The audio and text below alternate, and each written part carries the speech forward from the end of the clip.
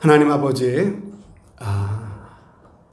은혜를 감사합니다. 오늘도 변함없이 정말 우리를 불러주시고 우리에게 말씀으로 찾아오시는 주님, 그 주님을 이 시간 기대합니다. 기다립니다.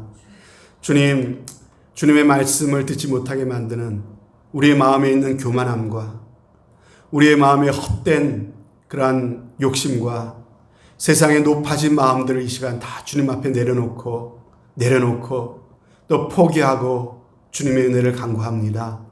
주님, 우리의 마음을 다스려 주시고 정말 겸손히 주님의 말씀을 아멘으로 받을 수 있도록, 믿음으로 받을 수 있도록 주님 은혜를 베풀어 주옵소서. 말씀을 듣는 중에 깨달음이 오게 하시고, 말씀을 듣는 중에 믿음이 오게 하시고, 말씀을 듣는 중에 우리의 심령에 성령의 은혜가 임하게 하여 주옵소서.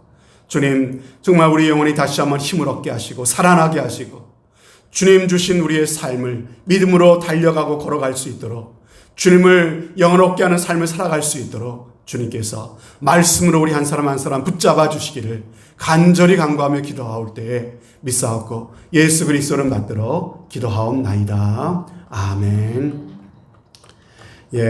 오늘은 너희는 나를 누구라 하느냐라는 제목으로 한 시간 말씀 증거하도록 하겠습니다.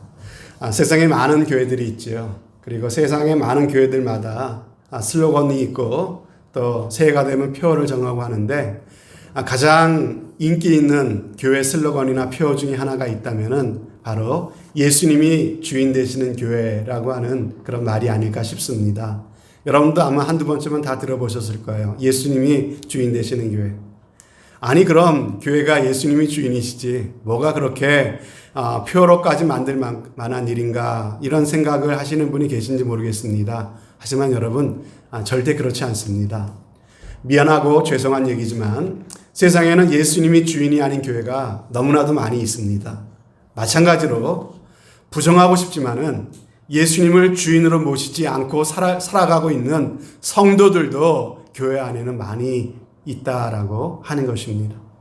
예수님이 주인이시라면 도무지 일어날 수 없는 일들이 교회 안에서는 버젓이 일어나고 있다고 하는 거죠.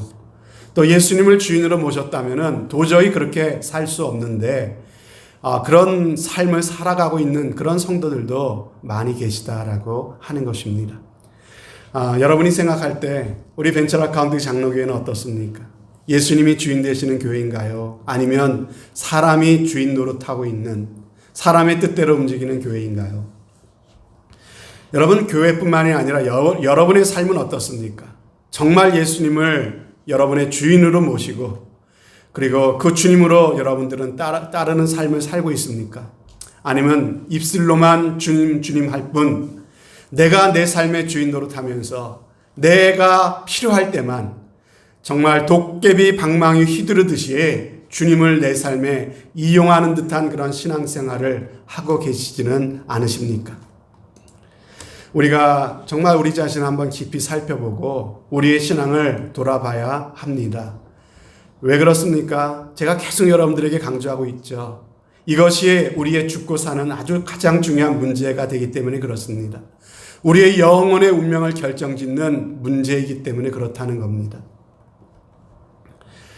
여러분, 교회가 교회다워지려면은 정말 교회가 바른 기초 위에 세워져 있어야 됩니다. 우리가 교회라고 하는 건물에 십자가 걸어놓고 사람들이 모여 있다고 해서 저절로 그것이 교회가 되는 것이 아닙니다. 예수님은 우리가 읽은 이 본문 말씀을 통해서 교회가 교회되기 위해서 가장 중요한 핵심, 그 기초가 뭔지를 우리에게 정확하게 알려주고 계십니다. 오늘 예수님은 제자들과 함께 가이사랴 빌립보라고 하는 곳에 가셨습니다. 가이사랴 빌립보는 유대 땅이 아닌 이방인의 땅입니다. 쉽게 말하면 국경을 넘어가셨다는 거죠.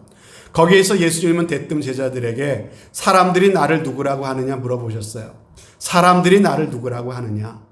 그랬더니 제자들이 뭐라고 말합니까? 어떤 사람들은 세례 요한이라고도 하고요. 어떤 사람들은 엘리야나 또 어떤 사람들은 예레미야나 선지자 중에 한 사람이라고 얘기합니다. 이렇게 대답을 합니다.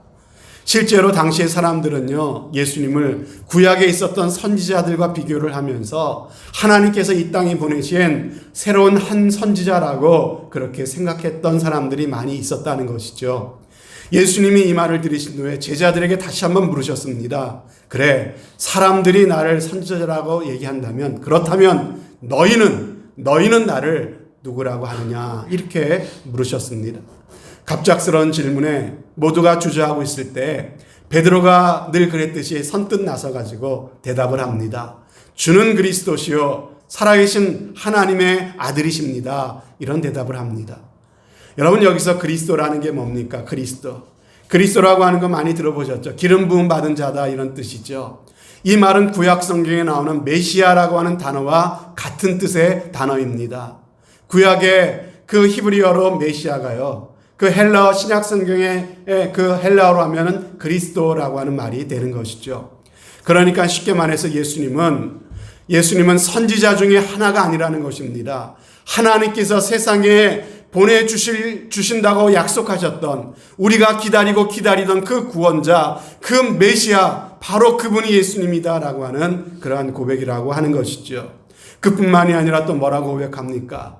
그분은 주님이시며 또한 하나님의 아들이십니다 라고 고백하고 있다는 것입니다. 베드로의 이 고백을 예수님 들으셨습니다.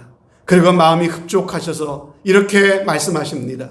시몬아, 네가 복이 있도다.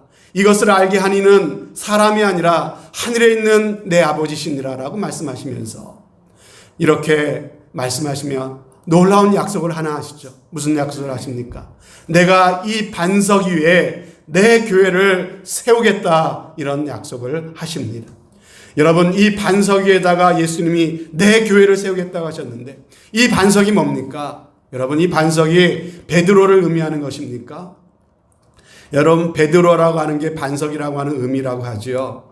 그래서 실제로 가톨릭에서는요, 이 반석을 베드로라는 인물로 보고 있습니다. 그래서 베드로를 초대 교황이라고 얘기하고요, 베드로의 무덤 위에다가 거대한 성당을 지었습니다. 성 베드로 성당이지요. 그것이 바로 가톨릭의 본부가 되는, 그 바티칸에 있는 가톨릭 본부라고 하는 것이에요. 하지만 예수님이 말씀하신 의도가 그게 아니에요. 베드로라고 하는 그 한 사람 위에다가 교회를 세우겠다는 말씀이 아니라는 것입니다. 그럼 뭡니까? 베드로가 했던 지금 이 고백, 그 고백 위에다가 내 교회를 세우겠다라고 하는 그런 말씀이라고 하는 것이죠. 사랑하는 여러분, 교회라고 하는 것은 바로 이 고백, 베드로가 한 이 고백 위에 세워져야 교회라는 것입니다. 그렇다면 여러분, 주님은 이 반석 위에 세워진 교회가 어떤 교회가 될 것이라고 말씀하셨습니까? 한마디에 말씀을 하셨는데, 이 반석 위에 내 교회를 세우리니 음부의 권세가 이기지 못하리라 라고 말씀하셨어요. 여러분, 음부의 권세가 이기지 못한다는 게 무슨 말입니까? 여러분, 음부의 권세가 이기지 못하는 게 교회다라는 말씀인데, 음부의 권세가 뭡니까? 음부의 권세가 뭐죠? 음부의 권세는 지옥의 권세를 말합니다. 다른 말로 하면 죄의 권세, 사단 마귀의 권세를 말하는 것이에요. 그리고 음부의 권세를 이기는 교회가 되려면은 주는 그리스도시요 살아계신 하나님의 아들이시라고 하는 분명한 신앙 고백 위에 서 있는 교회, 그 교회가 음부의 권세를 이기는 교회가 될 거라고 말씀하고 계시는 것이에요. 여러분, 성도 한 사람 한 사람이 정말 그 분명한 고백 위에 세워지게 될 때 그 교회는 지옥의 권세, 죄의 권세, 사단 마귀의 권세를 이기는 교회가 될 거라고 예수님이 말씀하고 계시는 것입니다. 그렇다면 여러분, 예수님은 왜 자신의 교회를 이 반석 위에 세우겠다고 말씀하시면서 왜 음부의 권세를 거론하셨을까요? 왜 음부의 권세를 거론하셨을까요? 그것은 이 세상이 음부, 곧 지옥의 권세 아래 있기 때문이 아니겠습니까? 여러분에게 묻겠습니다. 지금 세상의 임금, 세상을 다스리는 왕이 누구라고 생각하십니까? 세상의 권세자가 누굽니까? 미국의 대통령 바이든입니까? 아니면 저 중국의 시진핑입니까? 아니에요. 성경은 뭐라고 말씀하시냐면요, 이 세상의 통치자, 이 세상에 임금이 있는데 그것이 바로 사단, 마귀라고 성경은 우리에게 가르쳐주고 있다는 것이에요. 제가 그냥 하는 얘기가 아니라 성경이 하는 말씀인데 보세요. 마가복음 4장 5절 말씀에 보면은요, 마귀가 예수님을 시험하죠. 예수님을 이끌고 또 높은 곳에 올라가서 천하만국을 보이면서 가로되 이 모든 권세와 그 영광을 내가 너에게 주리라 라고 말합니다. 그러면서 뭐라고 말합니까? 이것은 내게 넘겨준 것이므로 나의 원하는 자에게 주노라 라고 사단 마귀가 예수님께 말하는 것이에요. 여러분, 내 거니까 내가 너한테 줄 수 있다는 것이죠. 그러면서 7절에 또 뭐라고 말합니까? 그러므로 네가 만일 내게 절하면 다 네 것이 되리라 이렇게 말했습니다. 여러분, 나에게 절하라는 거죠. 나에게 절만 하면 네가 본 이 세상 모든 영광 권세를 너에게 다 주겠다라고 사단 마귀가 지금 예수님의 딜을 하고 있는 거예요. 무슨 말입니까? 세상 모든 나라의 영광과 권세를 누가 주고 있다는 거예요? 사단 마귀가 가지고 있다는 거예요. 그런데 사단 마귀가 지금 놀라운 얘기를 하나 합니다. 무슨 얘기를 하냐면요, 6절 말씀을 다시 보면은 이것은 세상의 모든 영광과 권세는 내게 넘겨준 것이므로, 처음부터 내게 아니었다고 사단 마귀가 얘기하죠. 넘겨받은 거래요. 누가 나한테 넘겨준 거래요. 그렇죠? 분명히 그렇게 얘기하고 있죠. 그런데 누구한테 넘겨받았을까요? 그러면 사단 마귀는 이 권세를 누가 사단 마귀에게 세상의 영광과 권세를 이 사단 마귀에게 넘겨줬을까요?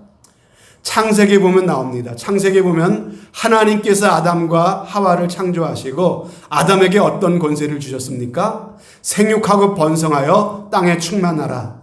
땅을 정복하라. 거기에 있는 모든 생물들을 다스리라 라고 말씀하시면서 세상의 통치권을 누구에게 주셨어요? 아담에게 주셨어요. 아담에게. 그런데 이 아담이 죄를 범하게 된 것이죠. 죄를 범하는 자마다 마귀에게 속하게 된다고 성경은 말씀하십니다. 사단 마귀가 죄를 범함으로써 합법적으로 사단 마귀의 종이 되어서 사단 마귀에게 속해버린 것이에요. 그러니까 자연히 아담이 갖고 있었던 그 통치권이 누구에게로 넘어가 버린 것입니까? 사단 마귀에게로 넘어가 버렸다고 하는 것입니다. 그래서 마귀가 지금 그 얘기를 하는 것이에요. 이것은 내게 넘겨준 것이므로 넘겨받은 것이라고요. 그래서 예수님에게 세상 만국의 영광과 권위를 보여주며 나에게 절만하면 내가 너에게 이걸 줄 수 있다라고 지금 이야기하고 있는 것 아니겠습니까? 마귀가 세상의 임금이라는 거예요. 요한복음 12장 31절 말씀에서도 보면 이제 이 세상에 심판이 이르렀으니 이 세상 임금이 쫓겨나리라 라고 예수님이 말씀하셨어요. 예수님이 말씀하신 이 세상 임금이 누굽니까? 바로 사단 마귀라는 거 분명히 알 수가 있겠죠. 여러분, 로마 황제가 세상 임금이 아니고요, 헤로드 왕이 당시의 세상 임금이 아니라 사단 마귀를 일컬어서 이 사단 마귀 세상 임금이 쫓겨나리라고 그렇게 예수님께서 말씀하고 계시는 거야. 결정적으로 에베소서 6장 12절 한 구절을 더 보겠어요.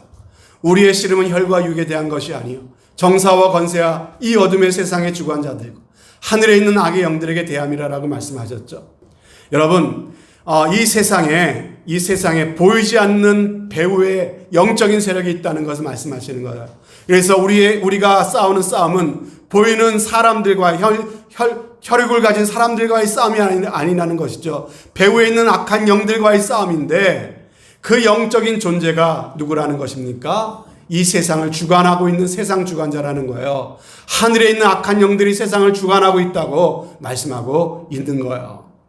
여러분, 이처럼 마귀가 세상의 임금이라고 하는 증거는요, 성경에 너무나도 많이 있습니다. 그 아래에서 인간은 사망과 저주 가운데 참 죄를 짓고 하나님을 대적하며 살아가고 있는 것입니다. 여러분, 그래서 인류 문명이 발달하면 발달할수록 어떻게 됩니까? 하나님을 경외하는 방향으로 발달합니까? 아니면 하나님을 대적하는 방향으로 발달합니까? 하나님을 대적하는 방향으로 발달하는 거예요.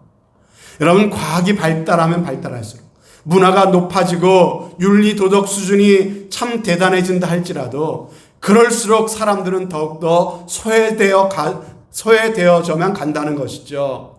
그리고 왠지 인간들이 더 불행해져 간다고 하는 것이에요. 갈수록 인간성은 파괴되어 가고요. 사람들은 갈수록 더욱더 완악해져 가고 있다고 하는 것이에요. 세상의 문화와 문명이 발달하면 발달할수록 갈수록 지구의 환경은 오염되고 자연 만물도 훼손되어 가지고 이것이 재앙으로 우리에게 돌아오고 있지 않습니까? 이것들이 다 보여주는 증거가 무엇입니까? 온 세상이 죄 아래 있다는 거예요. 사단 마귀의 통치 아래 있다고 하는 것입니다.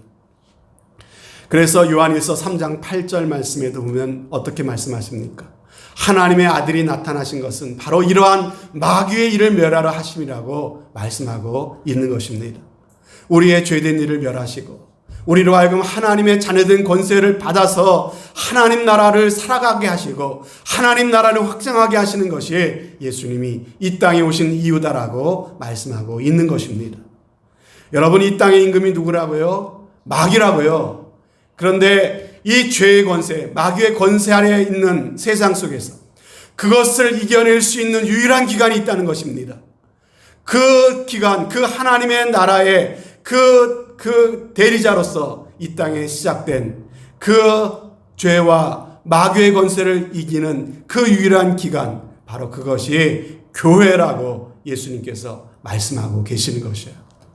그것이 바로 음부의 권세가 이기지 못하리라. 내가 내 교회를 세우리니 음부의 권세가 이기지 못하리라 라고 말씀하시는 주님의 의도인 것입니다.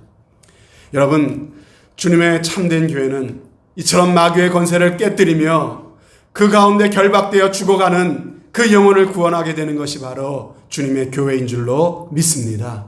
아멘이십니까? 주님의 이 놀라운 약속을 교회에 주셨다는 거예요. 마귀가 세상의 영역을 죄로 통치하고 있지만 주님의 교회는 그 모든 마귀의 권세를 깨뜨리고 하나님의 나라를 이 땅 가운데 임하게 하는 그러한 하나님의 손에 붙잡힌 기관이라고 하는 것입니다. 그런데 우리는 어떻습니까? 너무도 허망하게 지옥의 권세에 끌려다니며 살고 있지는 않습니까? 때로는 저항 한번 제대로 해보지 못하고 마귀의 괴계에 노란하고 있지는 않습니까? 세상에 작은 유혹 하나 뿌리치지 못하고 흔들리고 휘청거리고 무너질 때가 많이 있지 않습니까? 왜 우리가 이런 지경이 되었습니까? 왜 주님의 이런 놀라운 약속을 받고도 주님의 몸된 교회가 이렇게 흔들리고 있는 것입니까? 대답은 간단합니다. 오늘 예수님의 이 말씀 속에 다 나와 있어요. 주는 그리스도시요 살아계신 하나님의 아들이십니다라고 하는 이 분명한 고백 위에 서 있지 못하기 때문에 이런 일이 벌어지고 있는 것입니다. 우리 중엔 분명히 이렇게 반문하고 싶은 사람이 있을 거예요. 아니 목사님, 나는 그 고백이 있어요. 나는 그 고백을 믿는다고요. 아니 내가 교회 몇 년 다녔는데 내가 성경을 몇 번 봤는데 그 고백 모르겠어요. 다 알고 있다고요.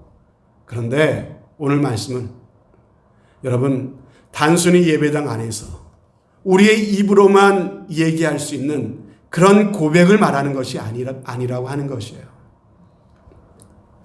여러분, 오늘 이 베드로의 고백이 어떤 의미를 담고 있는지 한번 잘 들어보세요. 가이사라 빌립보라고 하는 지역은 유대 땅에서 저 맨 북쪽에 갈릴리 호수에서 북쪽으로 약 40km 정도 되는 곳에 있는 도시였어요. 이방인의 땅입니다. 그리고 이 지역을 다스리는 분봉왕이었던 그 헤롯 왕이 세웠던 도시였어요. 여러분, 우리로 치면 새롭게 조성된 신도시입니다. 신도시. 계획적으로 의도를 갖고 조성한 신도시예요. 가이사를 영어로 하면은 시저라고 하면은 로마 황제를 뜻하는 것입니다. 그래서 가이사라라고 하는 이름이 붙은 도시는요, 황제의 도시다라고 하는 의미가 있습니다. 황제의 도시예요. 당시에 로마 제국은 그 유럽과 그리고 북아프리카와 아시아를 아우르는 넓은 지역을 통치하고 있었죠. 그 통치 지역 가운데 가이사라라고 하는 말이 붙은 도시들이 여럿 있었다는 것이에요. 지역마다 로마가 정복했던 그 땅에 총독을 세우고 또 때로는 분봉왕을 세워서 다스리는데 그들이 그 황제에게 충성을 보이기 위해서 도시를 하나 아름답게 조성해 갖고 황제에게 봉헌을 합니다. 그러면 황제가 그것을 보고 상을 주거나 아니면 승진을 시켜주곤 했다는 것이에요. 그래서 헤롯도 가이사라라고 하는 도시를 하나 만들어 가지고 황제의 환심을 살려고 황제에게 바쳤던 도시가 바로 이 가이사라 빌립보다라고 하는 것이에요. 그런데 아무 도시나 가이사라라고 하는 이름이 붙을 수 있는 게 아니에요. 로마 수도, 로마라고 하는 로마의 수도였던 로마시의 그 모습을 어느 정도 흉내내야 가이사라라고 하는 이름을 붙일 수가 있었어요. 그래서 당시에 가이사라 빌립보가 이렇게 생겼을 것이다라고 사람들이 상상하여서 그린 조감도입니다. 이렇게 고대의 도시치고는 상당히 계획적이고 아주 화려하고 잘 조성된 그런 도시예요. 그 가이사라라고 한 이름을 받으려면은 도시 안에 로마와 같이 원형 경기장이 있어야 되고 관계 수로가 돼 있어야 되고 대중 목욕탕이 있어야 되고 광장 같은 게 있어야 되고 가장 중요한 게 하나 필요한데 그게 뭐냐면요. 바로 도시에 로마의 황제를 신으로 모시는 거대한 신전이 그 도시 안에 있어야 된다라고 하는 것이에요. 그래서 여러분들 잘 안 보이시겠지만 저 산 밑에 보면은 거기 거대한 황제의 신전이 조성되어 있는 것을 또한 볼 수가 있습니다. 여러분 로마가 넓은 그 제국을 통치하려면요. 구심점이 필요하지 않습니까? 구심점으로 가장 좋은 게 바로 종교예요, 종교. 그런데 지역마다 식민지마다 종교가 다 달라요. 그래서 이것을 통합하려고 하니까 골치가 아프잖아요. 그래서 만들어낸 게 뭐냐면 황제 숭배예요. 가장 쉬운 방법이 황제 숭배예요. 황제 숭배는 그러니까 로마에서는 단순한 종교가 아닙니다. 이 로마라고 하는 체제, 권력을 유지하는 핵심이었다고 하는 것이에요. 그래서 당시에 황제 숭배를 하지 않으면은 그렇게 핍박했던 이유가 바로 여기에 있다고 하는 것이죠. 국가 전복죄라고 하는 그 무거운 죄를 뒤집어 씌워서 황제 숭배를 거절하는 사람들을 처형하고 핍박했다. 로마 원형 경기장의 사자의 밥이 되게 했다라고 하는 것이에요. 여러분 생각해 보십시오. 지금 예수님은 이처럼 그 제자들과 함께 거대한 황제의 신전이 있는 로마의 화려한 그 신도시에 지금 서 있는 것입니다. 예수님과 제자들의 출신은 어디입니까? 저 시골, 저 시골, 유다, 갈릴리, 변방, 촌 출신들이 정말 압도가 되고 주눅이 들 만한 그러한 마음이었을 텐데 그 상황 속에서 예수님이 제자들에게 물으신 거예요. 너희는 나를 누구라 하느냐? 여러분 더군다나 이 마태복음이 쓰여졌을 당시에 황제가 누구냐면요. 도미티안이라고 하는 황제입니다. 여러분 그때까지는 황제들은 다 신의 대리자라고 얘기했어요. 그리고 죽으면 신이 되는 존재라고 그렇게 백성들에게 그렇게 속였습니다. 그런데 이 도미티안 황제는 한 걸음 더 나가서 나는 살아있는 신이다라고 선포를 한 사람이 도미티안입니다. 여러분 그런 시대였어요. 황제를 주로 고백하지 않으면 원형 경기장에 끌려가서 사자의 밥이 되는 아주 극심한 핍박이었다라고 하는 것이에요. 그런 극심한 고난의 때에 이 고백이 우리처럼 그저 별 의미 없이 그렇게 할 수 있는 고백이 아니었다라고 하는 것이죠. 여러분 마태가 마태복음을 기록하면서 오늘 본문의 이 대목 주는 그리스도 베드로가 대답하여 이르되 주는 그리스도시요 살아계신 하나님의 아들이십니다라고 하는 이 글을 기록할 때 아마 이 마태는 자신의 목숨을 내어 걸고 이 문장을 기록을 했을 거예요. 그렇지 않겠습니까? 그리고 마태가 기록한 이 글을 읽는 성도들은 주는 그리스도시요 살아계신 하나님의 아들이라고 하는 대목을 읽으면서 그들은 떨리는 마음으로 잠시 멈춰서 주변을 다시 한번 돌아보고 누가 보는 사람이 없는가를 돌아볼 수밖에 없는 그러한 환경 속에서 이 글을 읽었을 것이다 라고 하는 것입니다. 여러분 이처럼 이것은 엄청난 고백이라고 하는 것이에요. 사랑하는 우리 벤츠락 카운티 장로교회, 사랑하는 우리 믿음의 가족 여러분, 오늘날 우리가 교회에서 주님을 살아계신 하나님의 아들이라고 말하는 것은 결코 어렵지 않습니다. 그러나 세상의 유혹 앞에서 거절하기 힘든 제한 앞에서, 승진의 기회 앞에서, 돈 벌 기회와 쾌락의 기회 앞에서, 그 앞에서도 여러분들은 과연 주는 그리스도시요 살아계신 하나님의 아들이십니다 라고 고백하실 수 있으십니까? 그렇다면 여러분들은 지옥의 권세를 이기는 주의 성도들이 되실 것입니다. 그런 성도들이 모인 교회라면 음부의 권세를 이기는 교회가 될 것입니다. 주는 그리스도시요 살아계신 하나님의 아들이라고 하는 이 말은 쉽게 말하면 무슨 말입니까? 여러분 한번 따라해 주시겠습니까? 한번 큰 소리로 따라해 주십시오. 이 말은 이런 의미입니다. 주님만이 나의 왕이십니다. 예수님이면 충분합니다. 바로 그 의미예요. 주님만이 나의 왕이시고 예수님이면 충분하다고 하는 그런 의미예요. 어떤 핍박이 와요. 심지어 내가 원형 경기장이가 사자의 밥이 된 자 할지라도 나는 이 고백이면 충분하다는, 주님이면 충분하다고 하는 고백이 여기에 포함되어 있는 거예요. 이거 한 잔 받아들이고 들이키면 쉽게 지나갈 수 있는 일인데, 그때 주는 그리스도시요 살아계신 하나님의 아들이시라면 우리는 그것을 쉽게 타협할 수가 없게 되는 것이에요. 이번 한 번만 눈 딱 감고 부정을 저지르면은 떨어지는 게 많은데, 그런데 그때 우리의 심령에 고백하는 거예요. 주는 그리스도시요 살아계신 하나님의 아들이십니다.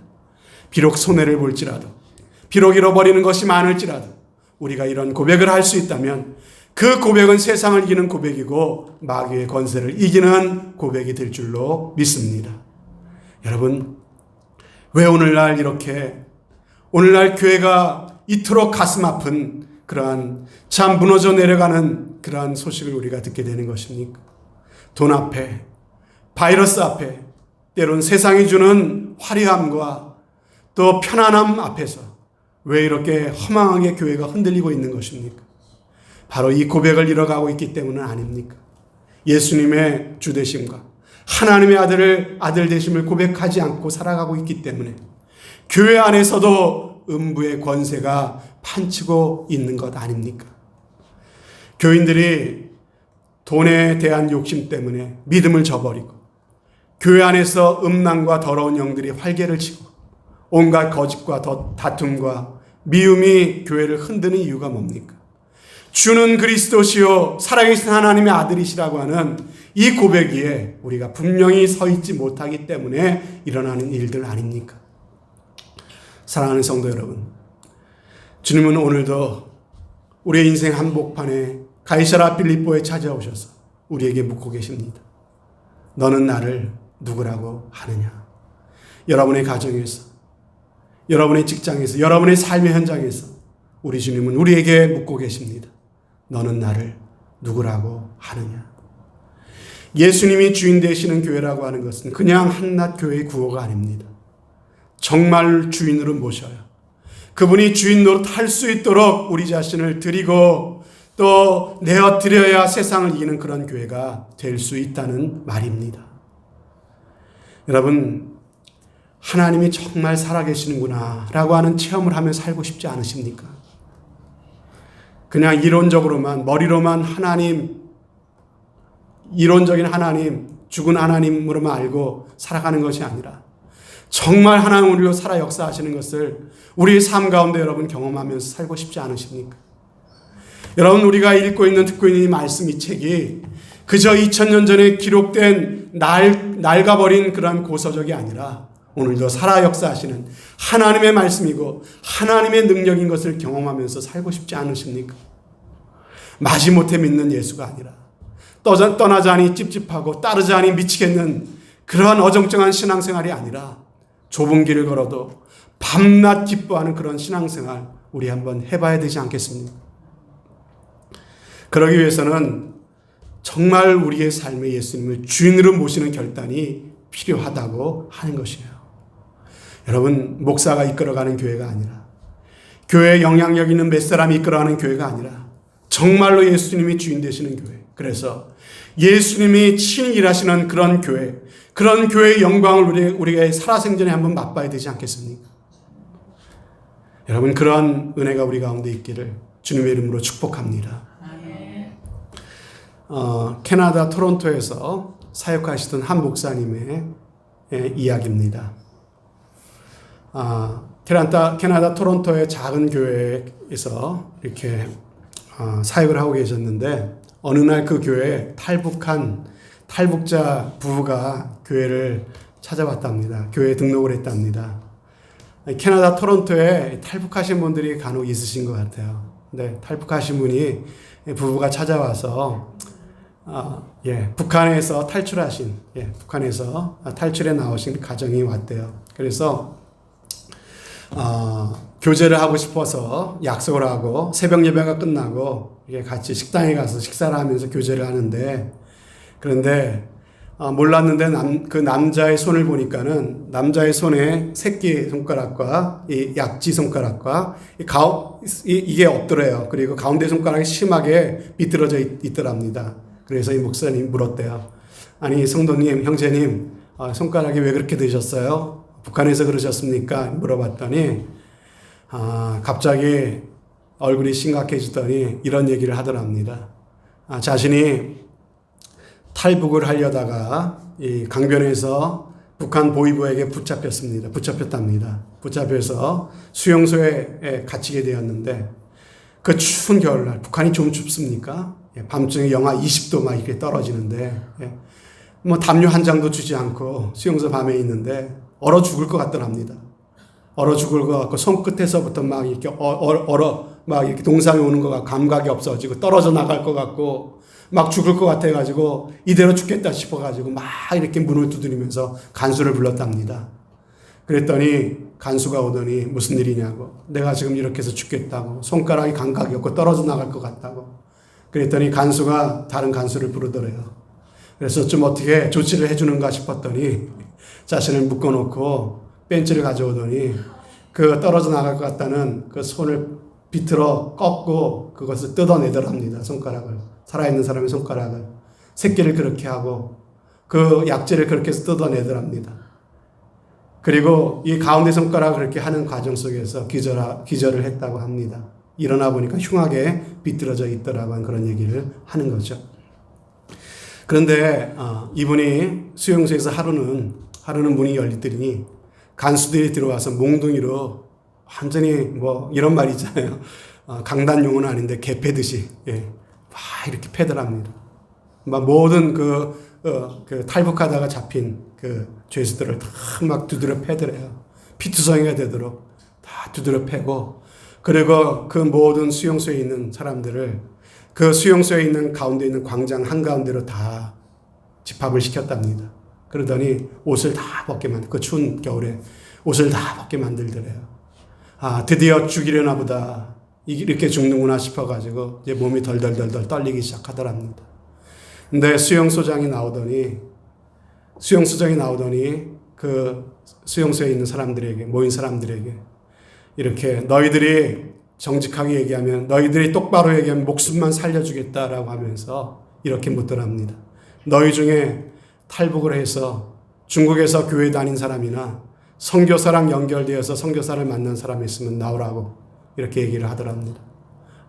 조용하게 아무도 나오지 않는 것이죠.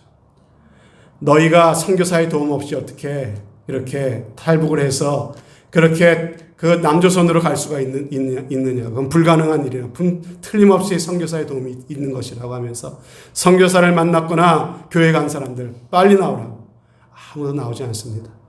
그러자 이 수용소장이 그 목소리가 더욱더 커지면서 악에 받쳐갖고 이렇게 얘기하더랍니다. 아니 예수가 뭔데? 점잖게 얘기하는 겁니다. 예수 앞에다가 막 욕을 붙여가면서 예수가 뭔데 너희가 이렇게 목숨을 걸어? 예수가 뭔데 너희가 예수가 누구야? 예수가 뭐야? 하면서 이렇게 막 고함을 치더랍니다. 바로 그때 그 수용소에 피수성이를 하고 서 있던 한 청년, 그 구석에 있던 한 청년이 정확하고 똑똑한 소리로 주는 그리스도시요 살아계신 하나님의 아들이십니다. 이런 음성이 들렸답니다. 그러자 그 청년을 끄집어내가지고 막 집 밟는 거죠. 다시 한번 얘기해봐 그랬더니 신음하는 소리와 함께 그러나 똑똑한 소리로 주는 그리스도시요 살아계신 하나님의 아들이십니다. 그러자 이 수용소장이 더욱 악에 발쳐서 막 누워있는 사람을 발로 짓밟고 차고 그러니까 피를 토하고 죽더랍니다. 그러자 한쪽 구석에서 또 음성이 들리더랍니다. 주는 그리스도시요 살아계신 하나님의 아들이십니다. 그러자 또 다른 곳에서 소리가 들리더랍니다. 주는 그리스도시요 살아계신 하나님의 아들이십니다. 그날 그렇게 고백했던 우리의 형제들 몇 사람이 그날 그렇게 순교를 당했다고 하는 그러한 이야기를 이분이 목격을 하고 그 목사님에게 그런 이야기를 전해준 것입니다. 사랑하는 성도 여러분, 오늘 주님은 우리에게 묻고 계십니다. 너는 나를 누구라고 하느냐? 여러분, 죽을 상황도 아니지 않습니까? 끌려가는 상황도 아니지 않습니까? 그 대답하면 무슨 큰 손해를 보는 상황도 아니지 않습니까? 그런데 우리는 그 고백이 그렇게 어렵습니다. 예수님만이 나의 주님이시라는 고백. 주님 한 분만이면 충분하다고 하는 그 고백 말입니다. 주는 그리스도시요 살아계신 하나님의 아들이라는 그 고백이 그렇게 힘들어서 아무렇지도 않게 타협하고 죄 짓는 것 우습게 여기고 주님을 주님이라고 입으로는 부르지만 한 발자국도 따라가기를 주저하고 살아가는 것이 우리의 모습 아닙니까? 사랑하는 성도 여러분, 여러분의 삶의 가이사라 빌립보 한복판에서 오늘 주님은 우리에게 묻고 계십니다. 너는 나를 누구라고 하느냐? 베드로가 답했고 북한의 우리 성도들이 답했습니다. 생명을 걸고 답을 했습니다. 이제 저와 여러분이 답할 차례입니다. 기도하시겠습니다.